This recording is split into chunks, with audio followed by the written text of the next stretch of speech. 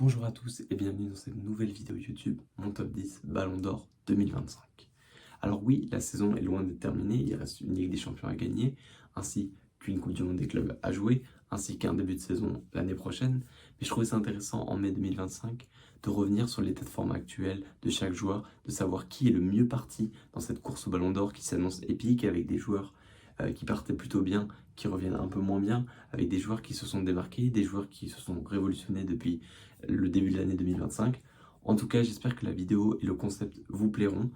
Si c'est le cas, n'hésitez pas à liker, à vous abonner et à partager. Moi, ça me fait extrêmement plaisir.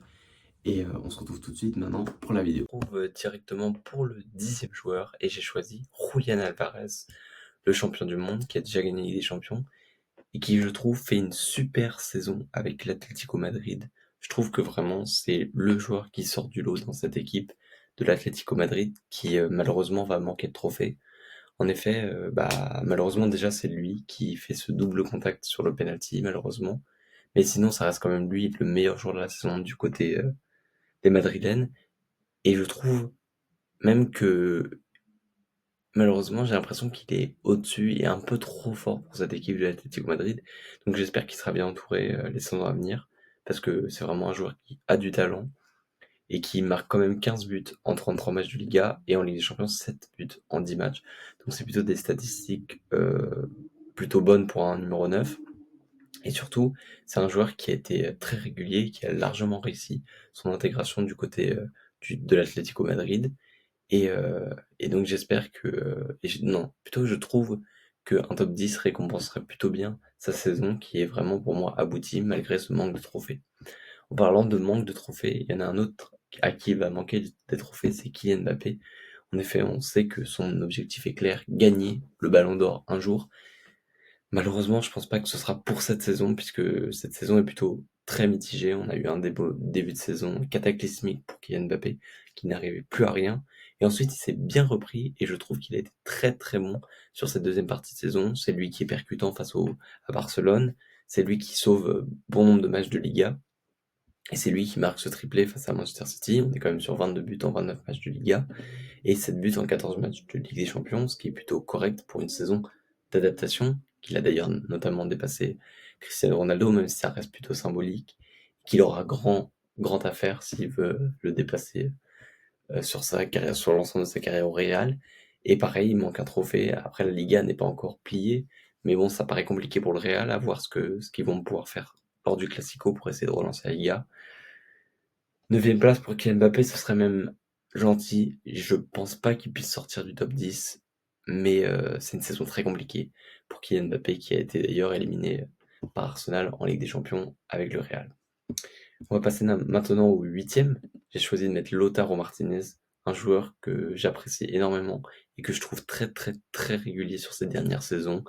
8 buts en 12 matchs de Ligue des Champions et en Serie A 12 buts en 31 matchs. C'est un numéro 9 assez polyvalent, c'est un numéro 9 qui est très bon en jeu de déviation, c'est un attaquant qui correspond parfaitement et particulièrement à ce jeu de verticalité proposé par l'Inter Milan, une équipe tout à fait fabuleuse et qui est encore en course pour remporter la Serie A ainsi que la Ligue des Champions après avoir fait 3 partout à Montjuic. Et donc Martinez qui pourrait même monter en cas de victoire en finale en Ligue des Champions, ce champion du monde qui pourrait se retrouver avec une Ligue des Champions et une très belle place au Ballon d'Or. En 7e position, je sais que ça va faire débat, mais j'ai choisi de mettre Lamine Yamal. C'est un joueur qui a éclos véritablement lors de l'Euro 2024, qu'on ne présente plus, et qui est auteur tout simplement d'une saison exceptionnelle. Si à l'origine j'étais pas très fan du joueur, je trouve que aujourd'hui, c'est un joueur accompli et c'est rare de dire ça à 17 ans, mais c'est plus un jeune crack, c'est un crack tout simplement. C'est un des meilleurs joueurs du monde, si ce n'est le meilleur actuellement.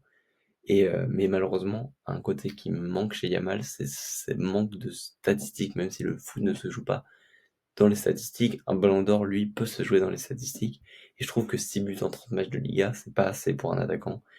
Et je trouve que il manque encore cet aspect décisif, même s'il peut l'avoir dans les passes décisives, notamment en termes de buts, c'est ce qui me manque moi personnellement pour le mettre plus haut.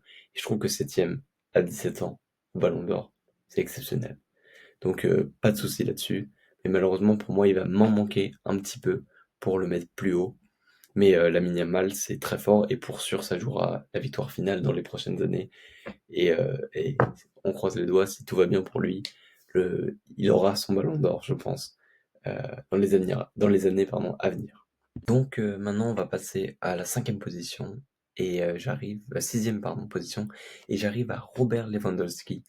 Donc Robert qui aurait mérité malheureusement de gagner le ballon d'or en 2020, mais qui a donc été annulé et on lui a offert une assiette. Donc bon, j'espère que ça me paraît compliqué qu'il en gagne un avant la fin de sa carrière.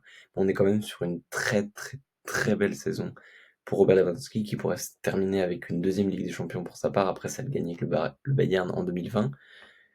Mais Lewandowski cette année j'ai un peu de mal dans le jeu. C'est-à-dire que niveau statistique, bah, vous le voyez, 11 buts en 12 matchs de Ligue des Champions et 25 buts en 31 matchs de Liga, c'est juste des stats folles. Mais c'est des stats. Lewandowski, c'est les stats de Lewandowski. Chaque année, c'est régulier. Ça marque son nombre de buts. C'est au moins 40 buts par saison. Mais j'ai un petit bémol dans. Je trouve que c'est des buts pas forcément toujours les plus importants, ou en tout cas, c'est des buts euh, assez, comment dire, qui sont assez pas faciles à mettre, parce que aucun but n'est facile à mettre. Mais je trouve que Lewandowski est moins décisif qu'il pouvait l'être avant. Ça s'explique également par son âge. Il a 36 ans quand même. Mais je pense que qu'une sixième place récompenserait quand même sa saison qui reste quand même solide et dans la continuité du joueur incroyable qu'il est. Donc maintenant on va passer à la cinquième place, donc on rentre dans le top 5. J'ai choisi de mettre Vitinha, le joueur parisien qui réalise tout simplement une saison incroyable, pièce maîtresse du système de Luis Enrique et qui représente justement cette métamorphose d'un PSG depuis le départ de Messi et Neymar, depuis de toute façon l'arrivée d'Enrique, il a eu une nouvelle dimension, il a eu une nouvelle place dans ce collectif du PSG. Aujourd'hui, c'est un leader technique, un leader même, j'ai l'impression, du vestiaire. Et je trouve que Vitinha, le mettre top 5, ce serait vraiment récompensé. Sa saison encore plus s'il venait à gagner avec des champions avec le Paris Saint-Germain et réaliser pourquoi pas le triplé avec la Coupe de France également et la Ligue 1 qui est déjà gagnée et la Coupe de France où ils affronteront Reims en finale. Mais ouais, je trouve que Vitinha, c'est tout simplement exceptionnel cette année. Et je trouve que cinquième, ce serait pas volé. Mais je trouve que il manque quand même encore ce truc.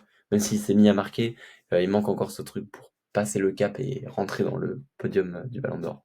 En parlant de podium, il y en a un qui est juste aux portes du podium, alors que longtemps, on faisait de lui le Ballon d'Or. Pour moi, Mohamed Salah, je le place quatrième. Mohamed Salah a commencé la saison sur des bases stratosphériques. Et il y a encore 28 buts en 34 matchs de Première Ligue. Bon, 3 buts en 9 matchs de Ligue des Champions. C'est un peu moins bon, mais en Première Ligue, on est sur 18 buts et 28 passes décisives en seulement 34 matchs. Donc c'est tout simplement énorme. Et Mohamed Salah a été longtemps vu comme le favori au Ballon d'Or avant cet affrontement face au PSG de Vitinha. Mais pour moi, quand même, ça reste une saison exceptionnelle. Liverpool qui gagne le titre en Première Ligue de façon incontestable et surtout, tout simplement, ils ont écrasé la Première Ligue. Mais ça fait trop mal. Le huitième de finale en Ligue des Champions, sortir maintenant, ça fait trop mal pour Mohamed Salah, ça pèse trop. Et malheureusement, du coup, je vais devoir le mettre quatrième place aux portes du podium parce que ce qui arrive, c'est la crème de la crème. C'est les trois meilleurs joueurs de la planète pour moi actuellement et même de la saison. J'ai commencé en troisième position avec Pedri. Alors d'abord, avant de commencer à parler de Pedri, il faut que je me confesse.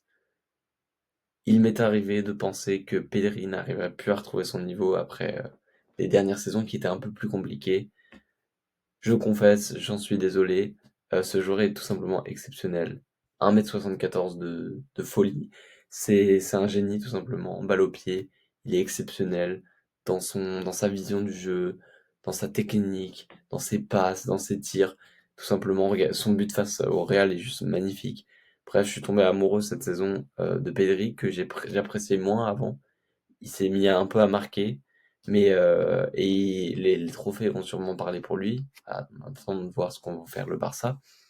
Mais pour moi, Pedri il mérite largement son podium. Pour moi, actuellement, à l'heure où je m'enregistre, mai 2025, c'est le meilleur joueur du monde, incontestablement. Et donc maintenant, j'ai longtemps, longtemps, longtemps hésité entre les deux, mais j'ai décidé de placer en deuxième position Ousmane Dembélé, bien évidemment, vous en doutez que ces 2 places pourront être interverties en fonction de la fin de saison et de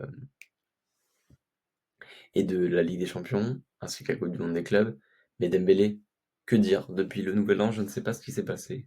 Mais stratosphérique, 21 buts en 28 matchs de Ligue 1, il est bien sûr meilleur buteur du championnat. 8 buts en 13 matchs de Ligue des Champions, dont des triplés dans des moments importants pour qualifier le PSG et finir 15e de la phase de Ligue. Juste exceptionnel, Dembélé, une saison incroyable, prise en maturité, pas plus de blessures, une régularité, une finition retrouvée, ou même trouvée, on pourrait dire carrément. Le joueur est exceptionnel et je suis juste fan de Dembélé en tant que supporter parisien. C'est une fierté de pouvoir mettre Dembélé deuxième au Ballon d'Or et j'aimerais encore plus qu'il gagne le Ballon d'Or. Mais pour moi, il y a encore quelqu'un qui est devant lui, quelqu'un qui fait une saison où il surperforme. Je pense pas qu'il refasse 2 fois la même saison. C'est Rafinha et c'est pour ça que je lui donnerai le Ballon d'Or pour récompenser une saison juste exceptionnelle dans les efforts, dans les buts, dans les stats, partout. Rafinha est exceptionnel cette saison. 12 buts en 13 matchs de Ligue des Champions. J'ai 20 buts, 20 pardon, 21 buts et passes décisives en 13 matchs de Ligue des Champions. Je crois seul Ronaldo a fait mieux à Manchester United, donc c'est pour vous dire le, le bonhomme et cette campagne de Ligue des Champions de Rafinha est pareil en Liga, 15 buts et 31 en 31 matchs. C'est juste exceptionnel. Rafinha fait une saison hors norme. J'aurais jamais pensé qu'un joueur comme lui puisse faire une saison aussi belle. Et écoutez, il est en train de porter ce Barça, même s'il n'est pas tout seul. Il y a Lamine, pardon, Yamal, Lewandowski, Pedri. Il y a une superbe tripotée de stars dans cette équipe. Mais pour moi, c'est ce joueur qui ressort de ce collectif barcelonais. C'est ce joueur qui fait la saison de sa vie et que le Ballon d'Or est censé récompenser, le meilleur joueur de la saison. Et pour moi, à l'heure actuelle, c'est Rafinha, même si je dois être un peu critique, ces derniers matchs sont un peu moins aboutis, même s'il y a quand même cette passe D face à l'Inter. Par exemple, ce match face au Real où il s'enferme pas mal dans les frappes croisées 2 fois. Mais bon, ça reste un seul match dans la saison et au global, c'est un joueur hors norme sur cette saison. Notamment ce match, je pense, il me semble, face à Leganés où tu es mené et que tu reviens dans la partie, il me semble. Donc c'est juste exceptionnel. Et pour moi, à l'heure actuelle, Rafinha sera le Ballon d'Or 2025. Donc voilà, c'est la fin de cette vidéo. J'espère qu'elle vous aura plu. N'hésitez pas à me dire si vous êtes d'accord avec moi, si vous auriez mis tel joueur. Est-ce que j'ai oublié des joueurs dans le top 10? Bien sûr, c'est difficile de mettre tout le monde et de mettre 20 joueurs qui méritent dans seulement 10 places. Voilà, c'est un choix que j'ai fait. N'hésitez pas à me dire si vous êtes d'accord. N'hésitez pas à me dire qui, selon vous, va gagner et la Ligue des Champions et le Ballon d'Or. Et sur ce, je vous dis à très vite pour une prochaine vidéo.